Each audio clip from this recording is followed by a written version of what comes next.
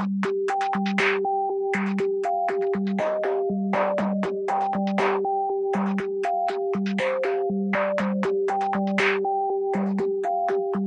name is Matthew Grzywinski. I'm one of the partners, the principals of the firm Grzywinski Ponds, based here in New York City. The Lower East Side has had an interesting history and trajectory. It was initially the sort of first stop for most immigrants, particularly those coming from Europe. My grandparents, on my father's side, this was their first stop when they came to the States.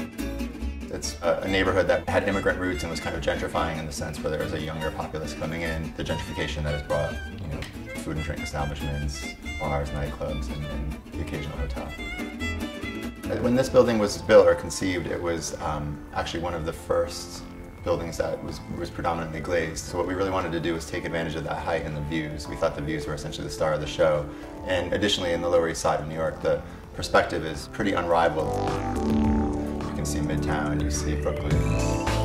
It's pretty special, and we wanted to kind of celebrate that.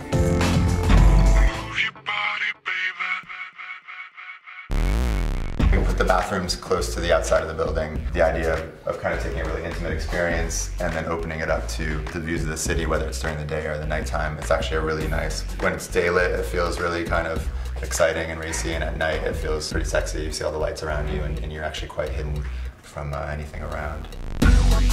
By virtue of the way that the building is situated and sort of the lines and the optics, you can't really see a whole lot from the street. But when you're in the interior of the bathroom, it really feels like you're kind of on display for the whole city. We wanted larger, comfortable rooms, particularly from a Manhattan perspective. These rooms are quite large. But in addition, we were celebrating some of the public spaces, and we did things like when we put the lobby on the second floor so that we'd have more space on the ground floor. On the second floor, we kind of wanted to make sure that it was pretty clear and legible from the street that I needed to go up to this floor to check in. It kind of gave a nice buffer as well from the guest rooms. It kept them a little further off the street.